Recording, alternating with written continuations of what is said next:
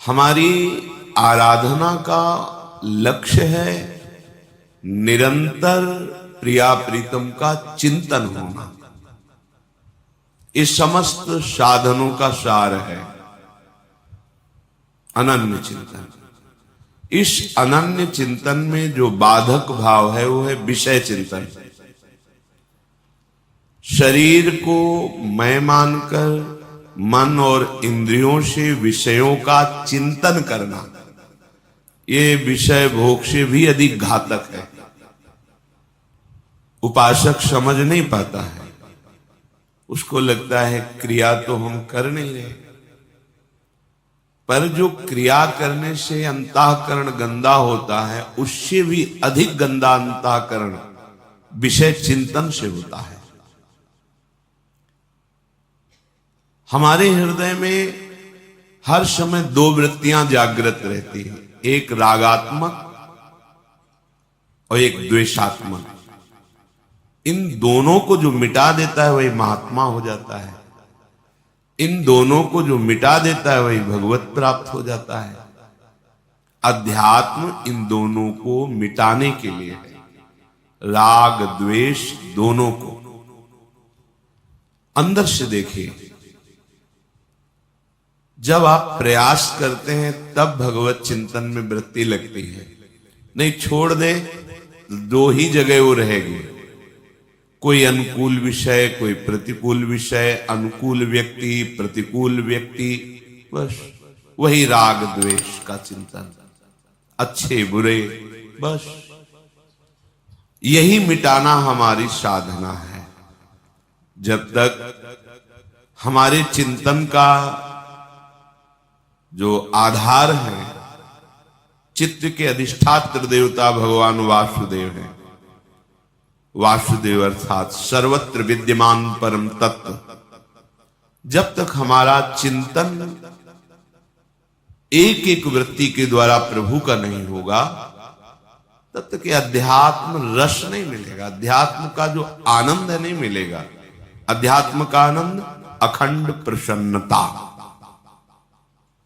प्रसन्ना। ये जो आपकी प्रसन्नता नहीं रहती, आनंद नहीं रहता, उसका कारण आपकी राग द्वेषात्मक वृत्ति है।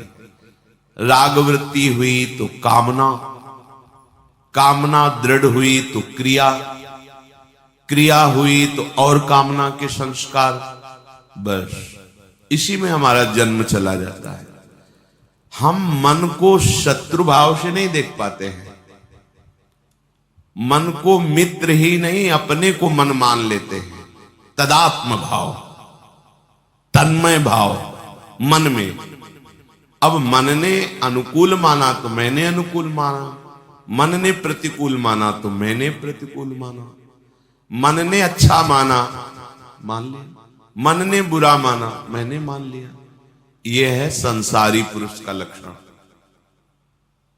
साधक उपासक मन की मान्यता को शास्त्र में देखता है, ये शास्त्र सम्मत है कि नहीं, गुरु के वचनों से मिलाता है, अध्यात्म के सिद्धांतों से देखता है।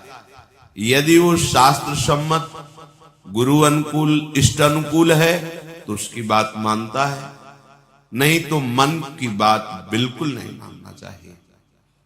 अगर मन की बात मानते रहे तो ये इसी में फंसाते रहेगा। भगवान पे गुस्सा, गुरु पे गुस्सा, शास्त्र पे अश्रद्धा, ये सब लाएगा। आपको लगेगा कि परमार्थ में कोई आनंद ही नहीं, जबकि आनंद नहीं, आनंद समुद्र है जहां दुख का लेश नहीं है। तो हमारी आंतरिक सुधार वृत्ति चिंतन में होनी चाहिए। क्रियाओं में तो आप घेरे के अंदर हैं, समाज का भय है, कहीं ना कहीं कानून का भय है, प्रभु का भय है, कई तरह के भयों से हम बचे हुए हैं। पर आंतरिक चिंतन में तो कोई भय नहीं ना, न समाज का भय, न कानून का भय, न भगवान का भय। कोई गलत तो कर नहीं रहा हो, उपासक ऐसा सोचता है।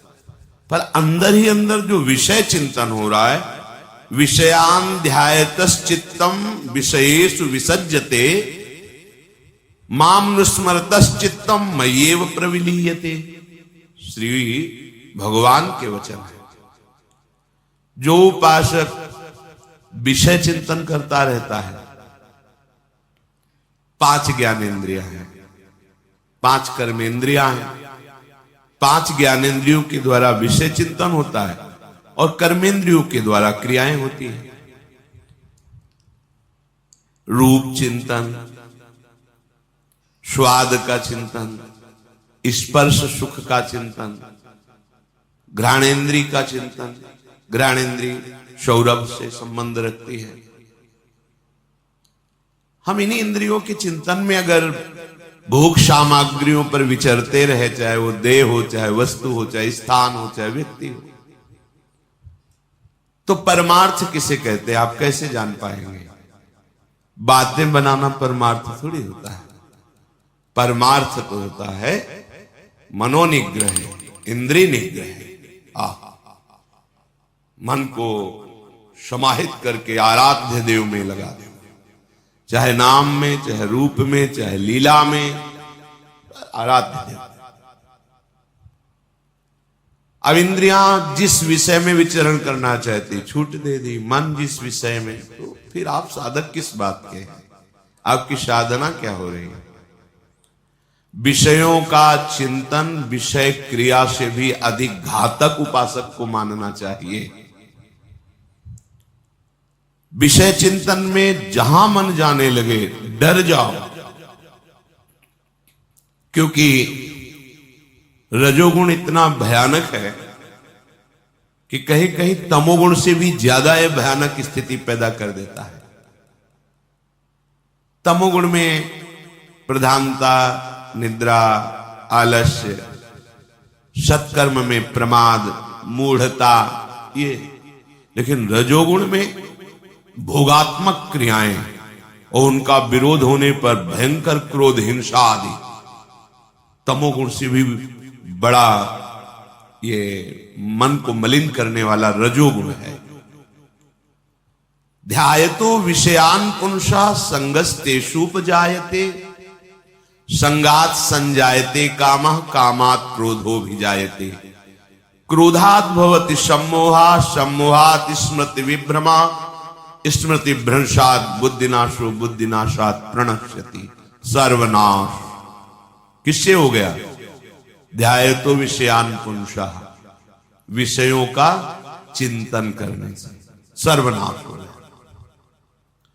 क्या आप कभी ऐसा हृदय में डरे हैं विषय चिंतन होने पर? नहीं। बहे चले जा रहे हैं जहां मन लिए जा रहा है। ये मन बंदर की तरह छलांग लगाता है, इस शाखा से उस शाखा, शाखा प्रशाखा, ऐसे घूमता रहता है। इस विषय से उस विषय, इस व्यक्ति से बेमतलब व्यर्थ में हमारा बड़ा कीमती समय ये व्यर्थ में नष्ट करता है। साधक, उपासक इसी को सार्थक करता है। बार बार विषय, व्यक्ति, वस्तु, स्थान से हटाकर प्रभु के नाम रूप लीला धाम में लगाता है। यदि आप ये शिथिलता रखेंगे कि जो चिंतन हो रहा होने दीजिए, तो आप देख लीजिए संगास्तेषुपजायते, जब विषय चिंतन करेंगे तो उस विषय के संग की आकांक्षा, कामना प्रबल हो जाएगी। जो विषय, कोई भी भोग क्रिया पहले चिंतन में होती है, बाद में क्रिया में आती है। चिंतन में संभाल लिया तो संभल गया, चिंतन बिगड़ गया तो अब फिर क्रिया से जो परिणाम होता है वो हो जाएगा अंतःकरण मलिन होना, दुर्वासनाओं का राज्य हो जाना। हमें चिंतन पर विशेष जोर देना है। जहां चिंतन विषयों का हुआ तो निश्चित उसकी संग की इतनी व्याकुलता होती है, और उस व्याकुलता में अनुकूलता मिली तो बहुत सी कामनाएं और जागृत हो जाएगी। प्रतिकूलता मिली तो क्रोध जागृत हो जाएगा। वो भगवान पे क्रोध करेगा, गुरु पे क्रोध करेगा, अवहेलना, नास्तिकता आने लगेगी, भगवत स्मृति नष्ट हो जाएगी। बुद्धि निर्णय करने लायक नहीं रह जाएगी। बुद्धि का नाश सर्वनाश, बुद्धिनाशात प्रणश्यति, उसका नाश।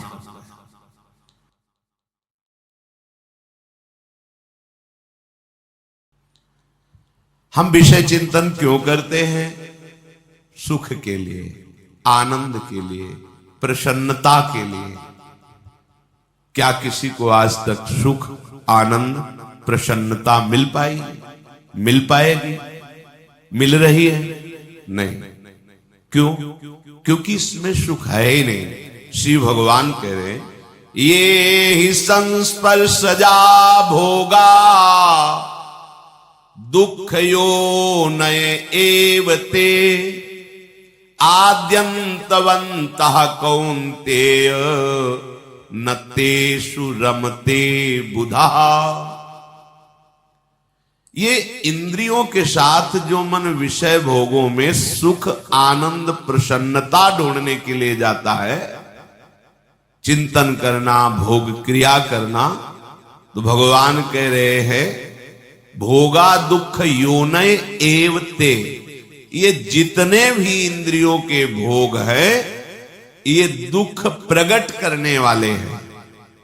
योनय, यहीं से दुख प्रकट होता है। दुख की मूल जड़ क्या है? भोगों का चिंतन और भोगों को भोगना। हम किस लिए भोग रहे हैं? सुख, आनंद, प्रसन्नता। और भगवान क्या कह रहे हैं? कह रहे हैं जितने भी इंद्रिय मन के द्वारा भोगे जाने वाले भोग हैं वो सब दुख योनयः, ये दुख प्रकट करने वाले हैं। दुखों की मूल जड़ भोगों का भाव, उनका चिंतन करना, उनकी क्रिया, उनमें सुख भाव। आद्यंतवंतः कौन्तेय न तेषु रमते बुधा। ये जितने भी भोग हैं ये आद्यंत वाले हैं, इनकी सत्ता नहीं है, ये असत है, परिवर्तनशील है। अब कोई बुद्धिमान कैसे भोगेगा इनको? तो जो बुद्धिमान है, जो साधक है, जो उपासक है, वो भोग क्रिया की तो बात जाने दो, वो भोग चिंतन ही त्यागते हैं।